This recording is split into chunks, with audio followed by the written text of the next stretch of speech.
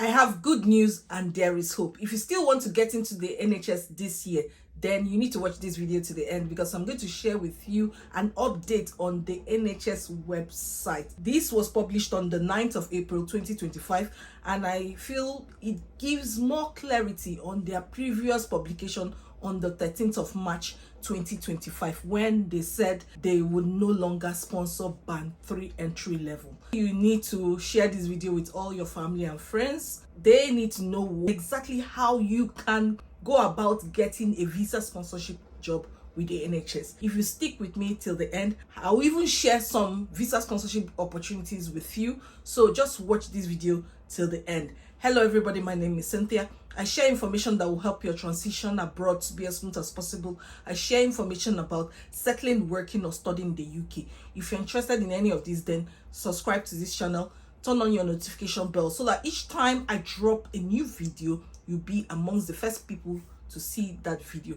And to my returning subscribers, thank you so much for your love and support. If you need support getting a visa sponsorship job, perhaps you need an outstanding CV, a fantastic cover letter, and a compelling supporting information, then reach out to me. The links are in the description as well as in the comments. And without wasting time, let's get into this video. I know many of you have been very worried about how you can go about getting into the NHS. The latest news that they had on their website actually made so many people, including myself, a bit down, because I know many people who want to get into the NHS. They are students, they are on a graduate visa, and some of them might be outside the UK. So this video will help you if you are outside the UK, because one of their scenario-based evidence or explanation actually captures someone who is outside the UK. The title of this news on their website has guidance updated following immigration policy changes. It says, we have updated our guidance on how immigration policy changes will impact NHS staff. This guidance is not just for you, it's also for your employer or the HR. If they are a bit confused, you can provide them with this as evidence, and it explains things better so that they can do the needful. It says here that stricter immigration rules for carers and increased salary thresholds have come into effect and will impact recruitment of overseas health and care staff. So they've introduced some stricter rules. If you look at the 3 bullet points that they have here about the rules that will start from 9th of April 2025, the first bullet point talked about care providers in England, and the codes they explained there were SOC 6135 and SOC 6136. Remember that most NHS issue 6131 and not 6135 and 6136. I know somebody that has a COS that bears 6135. So that myth that the NHS never issues 6135 or 6136, I don't think it's true. I think most of them give 6131, and before you get one with 6135 or 6136 is maybe, will I say, rare. It talks about prioritizing people who are already on the pathway, whose sponsor's license has been revoked. So they have to prioritize those people by contacting regional partnerships to find out that if there's anybody on that list first, they will employ that person before they employ anybody from overseas. So that's what the first bullet point is about. And it says that all those switching from another visa route need to first provide proof that they have attempted to recruit a worker resident in England. We already know about this. And the second one is about increasing the minimum salary threshold from 23,200 to 25,000 pounds, which we already know about this. If you have been following my channel for a while now, I shared with you when the government changed this particular rule and said, okay, care workers, you must earn 25,000 pounds and above before they can approve your visas, application. That one is clear. They also said health and education occupations, including doctors, nurses, and allied health professionals and teachers, also had their minimum rates increased to reflect the latest national pay scales, meaning that entry-level band 3 roles that do not receive a high-cost area supplement will no longer meet the salary threshold at the time of application. High cost area supplements. That is the keyword you need to check out. So when you are trying to apply for any job, you need to target those ones that meet the high cost area supplement. So most times you will see when you are trying to apply for a job, you see HCAS. Those are the ones that you should meet. Now, you might be wondering, what is high cost area supplement? And before we go into that, let me just share the particular scenario-based situation that the NHS clearly explained who can get a visa sponsorship and who cannot get a visa sponsorship. Now you see this scenario, example 3, current health and care visa holder, band 3 healthcare assistant. Hannah is from Sweden. She will be looking to apply for a band 3 healthcare assistant role, SOC 6131 in the NHS in 2025. Remember, she's from Sweden, so it's outside the UK, and she wants to apply for band 3 6131. And they said Anna will be applying for a health and care visa, and her salary will need to be at least £25,000 and be paid at the appropriate banding for her role, which is higher to achieve sponsorship. So whatever she's going to have on her COS has to be £25,000 and above.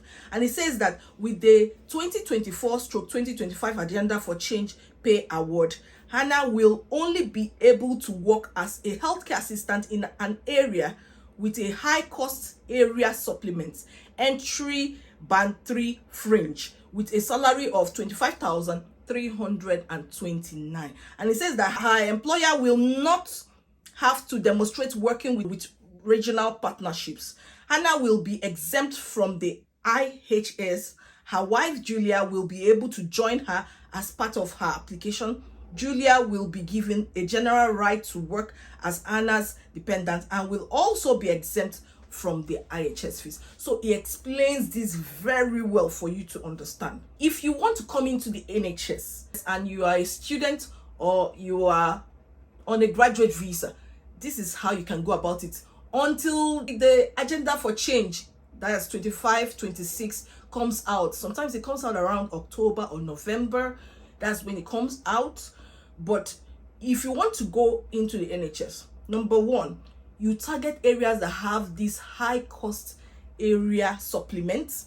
2, you should apply for the ones that have 6131. And I told you that most NHS jobs offer the occupation code 6131 for band 3. So you will not have this problem of your employer or trust have to check the regional partnerships to find out whether there's anybody on the list. And by the way, if your sponsor's license has been revoked, please go and register with the regional partnerships. I've shared several videos about this. I'll put the link to that particular document in the description box. What you need to do is reach out to them. They put your name in the pool. So before any sponsor or care provider wants to recruit somebody from outside the UK, they will consider you first before anybody. Anyway, I'm not an immigration advisor, but this is what the government suggests you should do. So I feel I should just share this with you, and I feel it's going to be of benefit to you. The question is, what is the NHS high cost area supplement? It says that the NHS high cost area supplement, HCAS, or London Waiting, is an additional payment for NHS staff on an Agenda for Change contracts who work in London and the surrounding areas.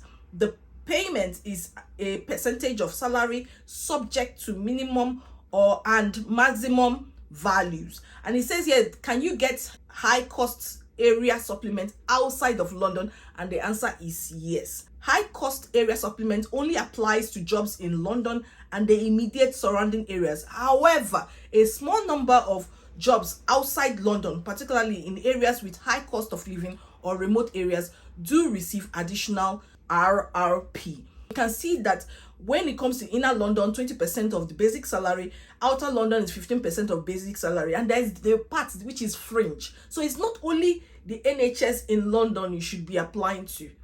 if you want to get into the NHS. There are other areas which I'm going to share here that you can apply to, and is the fringe. The cost of living there is a bit higher, so they put a 5% increase, and that 5% increase, when you add it to the £24,071, which is the entry level for band 3, you will see that it crosses that £35,000. So you can get a visa sponsorship with that.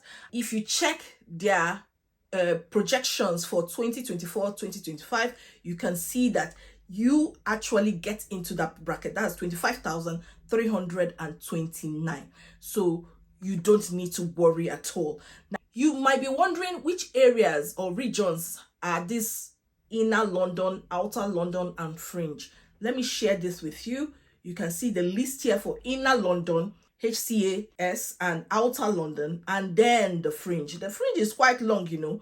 It's substantial. You can actually visit the NHS trusts in these areas, and trust me, you will see that the salary they are giving is above the minimum salary threshold. That's 25,000. Let me show you 4 NHS healthcare assistant or support worker jobs you can apply to. Just go to this particular website. This is the NHS London Trust directory. All these trusts here, you can apply to them. Remember, some of them have more than one hospitals. Let's just click on this particular university NHS trust, and then we go to the bottom of the page. The link to the website is here. Then when we get to the page, we'll be looking for work for us, jobs, or anything that looks like that. You can see jobs written here. We click on jobs, and then we look for current vacancies. These are the keywords we'll be looking for. So just click on current vacancies, and then when this page opens, as usual, this is how the NHS trusts are arranged. We click on nursing and midwifery, and then we come down here. We'll be looking for band 3, anything band 3. As you can see, this is band 3, but I'm very skeptical about it because that pro rata means that it might be part-time. Let's just click on it anyway. And you can see that it says part-time 30 hours per week. You're looking for 37.5 hours a week. So we just go back and we are looking for another band 3 role. You can see this one is band 3 and it has an amount above 35,000, I told you. So scroll down, look at the requirements, then you can easily apply to this particular job, and make sure you tailor your supporting information to fit in with what they need, the person's specification. Apply online now, as easy as that. Anyway, let's just go back so I can check for another job. These guys and St. Thomas NHS Foundation Trust, we can try it out. And we scroll down to the bottom of the page, click on the website link, and then we come down here to this place. We are looking for career jobs. You can see jobs there. Then we click on jobs, we go for current vacancies. We go down to nursing or midwifery and support services, any one of them. You can try any one of them. When we click on that, we now look on the right here for band 3. Anytime we see band 3, we stop. So we can see that there are a lot of, we see band 3 with imaging, and the amount is 29,000 plus. So full-time, part-time, flexible working, very easy. Just apply to this particular job. You can try another way, which is to go to nhsjobs.com. Let's just go there, nhsjobs.com, and then we click on nursing and midwifery. We go to the keyword section, supporting support worker or healthcare assistant, and we select the band. Any grade is band 3, and then we search. When you go down here, you now search for anything that has 25,000 and above. Apply. That's what I would do if I were to look for a job. This is just how you go about it. For example, this neonatal clinical support worker, you can click on it. It's just pro rata that gives it away that it might be part-time. We can just check it out, but anyway, we don't need to check it out, but just look for another one. For example, this one that says St. Elizabeth Center, so it's 25,066. Just click on it, and when it opens, it says full-time, part-time, and 37.5 hours a week. Simple. Just apply to this one. Follow the process of making sure that your application is, or supporting information is, well tailored to the job description. And that's it, guys. I've just shown you a couple of orders. You can check page 2, page 3. You keep searching for anything that is 25,008 and above, see this one, Ashford, Ashford and St. Peter's Hospital, and you see it's full time, so just apply. Straightforward. I'll put the links to these jobs in the description box so that you can apply directly to them, so it will help you serve as a guide on how you can look for jobs whenever you need any job. Now, another thing you need to understand is that I've seen someone who has work experience in the UK, not in the NHS, and some years of experience outside the UK. And you know what? That trust really liked the person's interview and everything. And they combined it and helped the person get into step 2. That is the top tier of the NHS, which is above 25,000. So don't be discouraged. You can also try the other trust that the entry level is £24,071. They can actually take you to top tier, with your level of experience. So you can explore this option. Don't be discouraged. Like I said, there's also NHS Scotland. You can explore that too. And yeah, it will work out for you. I really pray that it works out for you. I know many people really want to get into the NHS. You can bring your dependents. And even if you're outside the UK, you can actually get into the NHS. That's what I've understood from this. Share your thoughts in the comments. Thank you so much for watching this video. I hope you've benefited a lot from it. Like I said, this is the video you need to share with your family and friends who have this dream of getting to the NHS. Everybody needs to get this information. It's going to help a lot of people. It's going to help a lot of families. I feel this is good news. There is hope, guys. There is hope. Another thing is, if you're already in the NHS and they promised you that we're going to give you a COS, and maybe they were going to give you that COS and your visa is going to expire maybe from October, November, don't worry about it. You can still stay with that NHS. They will give you, because by the time the agenda for change 2025 and 2026 comes out, you can still get in, because most times when that agenda for change comes, it leads to a pay rise. And when there is this pay rise, naturally they start giving a lot of visas, so you don't need to worry. Keep submitting applications. Don't worry, everything will work out for you. I'm praying for you as usual. So most times people struggle to get into the NHS because their supporting information is not really good and they don't know how to tailor their supporting information to get into the NHS. So if you need support with that, always reach out to me. I hope you benefited a lot from this video. I'll see you in my next one. Bye bye.